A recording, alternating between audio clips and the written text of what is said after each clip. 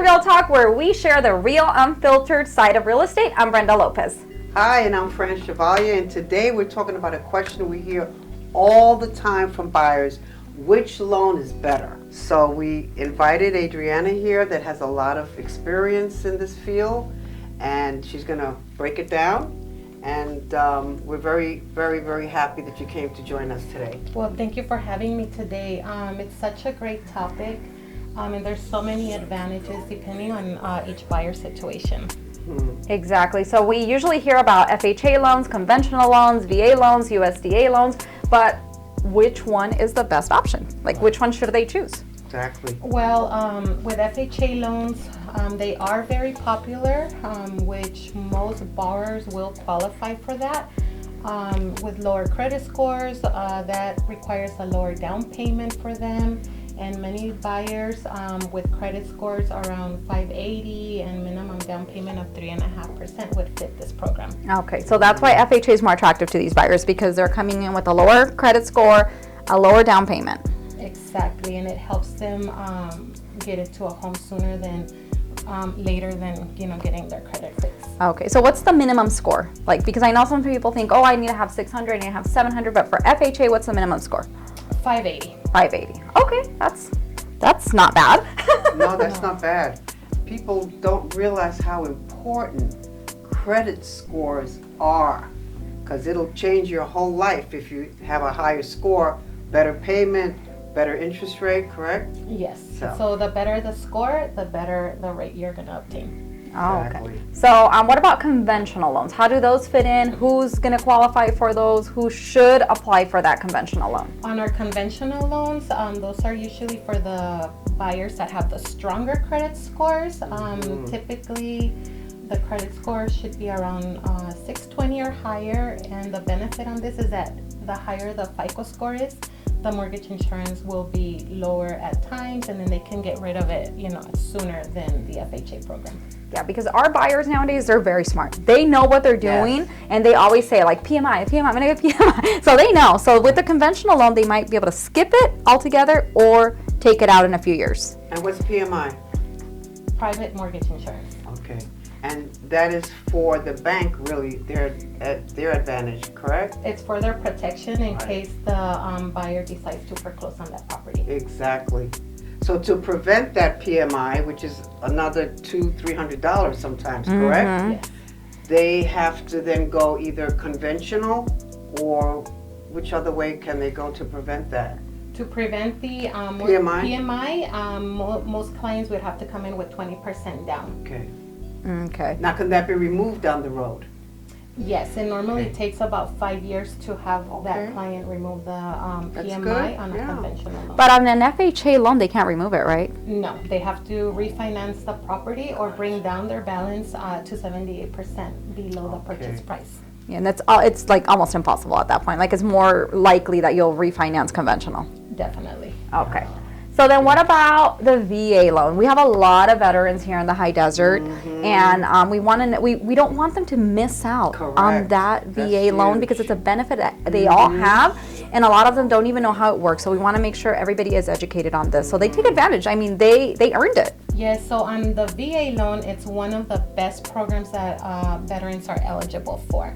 100% financing, so it's really no down payment required, and of course the interest rates are one of the programs that have very competitive. Very competitive. But they still have to pay closing costs, right? So it's not like you still have to have a little bit of money. Yes, they Okay. still have to put a little bit of money into Okay. their closing. So it's not going to be like 100% zero coming to the table. They're going to not pay the down payment, but there's still escrow fees and all of that, right? Yes. They have to pay. What is there? I think I've heard termite. They don't pay termite, right? They don't pay They termite. don't pay. That would be covered by the seller. Okay. It's about $95, $100 more or less. But it's a little help that they get, right? It's another little incentive that they're getting to help them get into a home with minimum down payment. But they still have to qualify with credit score, right? Yes. Yes, I'm they sure. do. Okay. But also the same, around a 580 FICO score would help them. Oh, okay. So same as FHA. Okay, so that's nice that Yeah. they don't have to have 600. Right, exactly. Nice. So now I think the magic question is income. Because a lot of people have good credit scores. A lot of us know that, okay, credit is king these days. But how much income does somebody have to get into a home? Medium sales price is what, $450 in the high desert? Okay, so what are we talking about here? I want to qualify for $450. How much money do I need to make? How much debt can I have? And what kind of credit score do I need? Yeah, that's a big one. Okay, so basically on an conventional loan, if you have $1,000 debt, between credit cards and maybe a car payment, Okay. you would need about $105,000 to qualify. A year. Conventional loan, Income.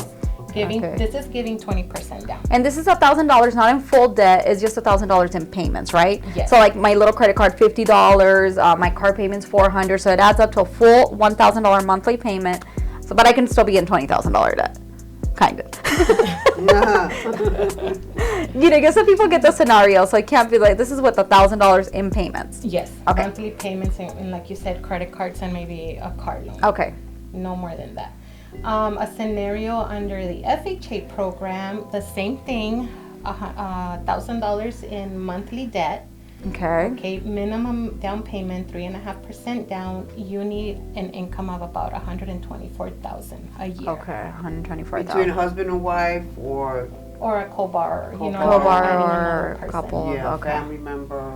Okay.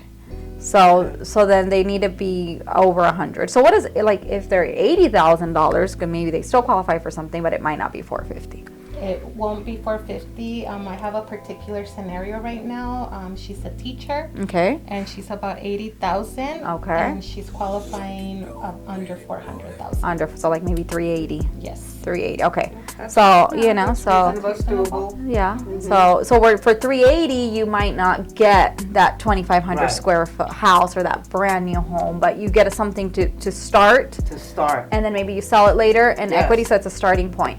And there's so much to talk about with loans, and we could be Yes. here all day. So we definitely want to bring you back for like a second episode. We'd like to see what you guys would like to hear about. I know a big one is like down payment assistance. A lot of people want to know about that. I know you have those programs available, Yes, we do. and we would love to really dive into these down payment assistance programs and how you could qualify, who qualifies, because believe it or not, people need to qualify for that too, right? Yes. And I know Fran has some exciting open houses this weekend I at have you. an open house on Sunday at 17557 Caprice Way in Victorville, right across from Spring Valley Lake.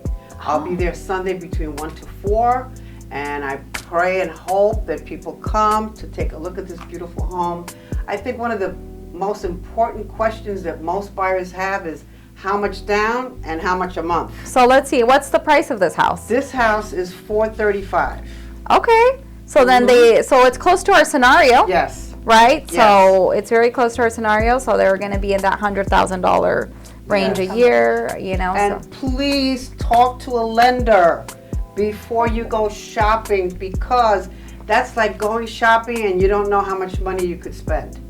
You have to be pre-qualified, because with every offer that we submit, they want to see that qualification. Exactly, and we don't want to be, we don't want any heartbreak, right? They Right. fall in love with the house, and then they Yes. call Adriana, and she's like, nope, You don't you qualify. don't qualify, you only qualify for half of that. So Right. we want to make sure that they call you first. Yes. That's the number one step. They call you first.